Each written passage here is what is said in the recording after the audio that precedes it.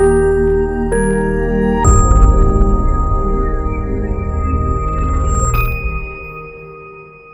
Cancer treatment తీసుకుంటున్న వాళ్ళకి exercise ఎందుకు మంచిది, క్యాన్సర్ ట్రీట్మెంట్స్ అయిపోయిన తర్వాత ఎక్సర్సైజ్ వల్ల వచ్చే ప్రయోజనాలు ఏంటి, ఎలాంటి పేషెంట్స్ క్యాన్సర్ ట్రీట్మెంట్ స్టార్ట్ చేసే ముందు ఎక్సర్సైజ్ చేయాలనేది చాలా వివరంగా మాట్లాడుకుందాం. కానీ చెప్పడం చాలా ఈజీ అండి. చాలామంది క్యాన్సర్ పేషెంట్స్ అదే అంటారు, డాక్టర్ గారు మీరు చెప్తున్నారు మాకు కూడా ఎక్సర్సైజ్ చేయాలని ఉంది కానీ చాలా లిమిటేషన్స్ ఉన్నాయి, ఇది ఎలా అధిగమించాలి, ఎక్సర్సైజ్ అన్నది మేము ఎలా ఇంకార్పొరేట్ చేసుకోవాలి అన్న దాని గురించి చాలామంది పేషెంట్స్కి ఉండే ఇబ్బందులు నార్మల్గానే ఉంటాయండి. సో దీని గురించి వివరంగా ఈ వీడియోలో మాట్లాడుకుందాం. హాయ్, నేను doctor Deepak Koppaka, senior consultant medical oncologist, kaizen haematology oncology network. So exercise వల్ల వచ్చే బెనిఫిట్స్ గురించి చాలా వీడియోస్లో మనం ఇంతకు ముందే చెప్పుకున్నాం అనమాట. కానీ చాలామంది పేషెంట్స్కి వచ్చే చాలా ప్రాబ్లం ఏంటి అంటే కన్సిస్టెంట్గా ఎక్సర్సైజ్ చేయటం, ఇదే కాకుండా ఎక్సర్సైజ్ చేయడానికి మోటివేషన్ లేకపోవటం, అండ్ ఎక్సర్సైజ్ చేయడం వల్ల నిజంగా బెనిఫిట్ ఎలా ఉంది ఆర్ ఇంప్రూవ్మెంట్ అన్నది ఎలా ఉన్నది అన్నది మెజర్ చేయడానికి చాలా ఇబ్బందికరంగా ఉంటుందన్నమాట. సో ఈ వీడియోలో నేను ఒక 3 టిప్స్ ఇస్తాను పేషెంట్స్కి. సో ఇవి చేయటం వల్ల మనం ఎక్సర్సైజ్ ఏదైతే మొదలు పెడతామో క్యాన్సర్ ట్రీట్మెంట్స్ అవుతున్నప్పుడు కావచ్చు, క్యాన్సర్ ట్రీట్మెంట్స్ ముందు కావచ్చు, ఈ 3 టిప్స్ కనుక మీరు ఫాలో అయితే కన్సిస్టెన్సీ మెయింటైన్ చేయగలుగుతారు, బెనిఫిట్స్ అనేవి ఎక్కువగా వచ్చే అవకాశం ఉన్నాయి. సో ఫస్ట్ టిప్ ఏంటి అంటే వేరియబుల్ డివైజెస్. సో ఒక ఎలక్ట్రానిక్ వాచ్ కావచ్చు, ఎలక్ట్రానిక్ రింగ్ కావచ్చు, ఇది పెట్టుకొని మీరు ఎక్సర్సైజ్ చేయటం వల్ల ఆల్మోస్ట్ 37% మీరు ఎక్సర్సైజ్ బెటర్గా చేయగలుగుతారు, ఎక్కువగా చేయగలుగుతారు, and on top of it consistency maintain చేయగలుగుతారు అనమాట. ఎందుకు ఇది అంటే ఎవరైతే వేరియబుల్ డివైజెస్ వాడతారో, ఎవరైతే వేరియబుల్ గ్యాడ్జెట్స్ ఇంకా యాప్స్ యూజ్ చేస్తారో వాళ్ళలో ఏమవుతుంది అంటే వీళ్ళు చేస్తున్న ఎక్సర్సైజ్కి ఒక మెట్రిక్ ఏర్పడుతుంది అనమాట.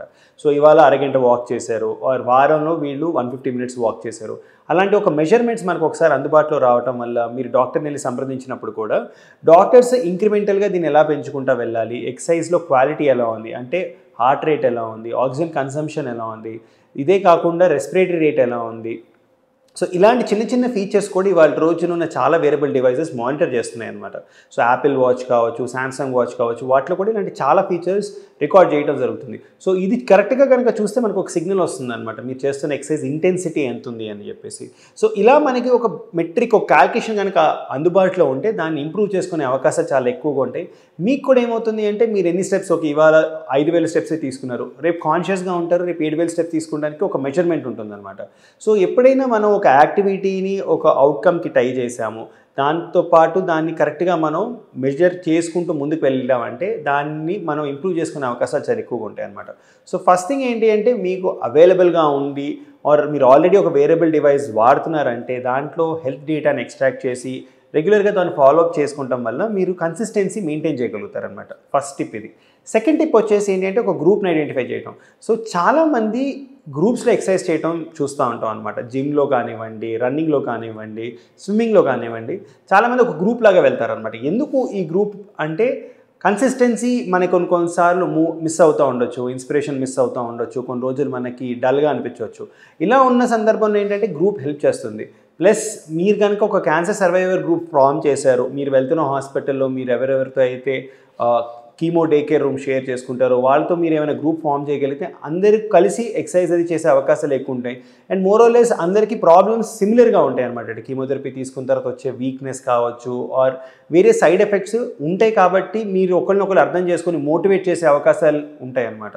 సో ఒక కరెక్ట్ గ్రూప్ని కనుక మీరు ఐడెంటిఫై చేసుకున్నారు, ఆర్ ఒక వాట్సాప్ గ్రూపే కావచ్చు అది, ఆర్ ఇన్ పర్సన్ గ్రూప్ కావచ్చు, ఇలాంటి గ్రూప్స్ ఏమైనా మీరు ఫామ్ చేసుకోగలిగారు అంటే మీరు రెగ్యులర్గా ఈ ఒకళ్ళొకళ్ళు యాక్టివిటీ ట్రాక్ చేసుకొని ఒకళ్ళొకళ్ళు మోటివేట్ చేసుకొని ఓవరాల్గా బెటర్గా చేసుకునే అవకాశాలు ఉంటాయి అన్నమాట.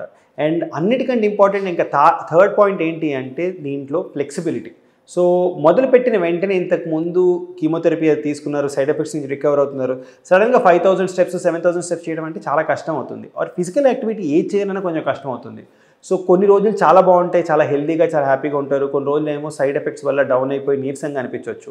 సో ఈ టైంలో ఫ్లెక్సిబిలిటీ అనేది చాలా ఇంపార్టెంట్. సో ఏం చేయాలి అంటే బాగా యాక్టివ్గా హెల్తీగా ఉన్న రోజు ఫిజికల్ యాక్టివిటీ ఎక్కువ చేసి, కొంచెం వీక్గా డల్గా ఉన్న రోజు కొంచెం లిమిట్ చేసుకొని, బట్ ఎంతో కొంత చేస్తూ మనం ఫ్లెక్సిబుల్గా అడాప్ట్ చేసుకుంటూ మన బాడీ ఎలా రియాక్ట్ అవుతుంది ట్రీట్మెంట్కి అన్నది దృష్టిలో పెట్టుకొని కనుక చేస్తే మీరు కన్సిస్టెంట్గా ఎక్సర్సైజ్ చేసే అవకాశాలు ఎక్కువగా ఉంటాయి. మీకు ఈ బెనిఫిట్స్ ఏవైతే ఎక్సర్సైజ్ వల్ల ఉన్నాయో అది లాంగ్ డ్యూరేషన్లో మీకు ఎక్కువగా మేనిఫెస్ట్ అవుతాయి అన్నమాట. ఈ చిన్న టిప్స్ మీకు హెల్ప్ అవుతాయి అనుకుంటున్నాను. Thank you once again.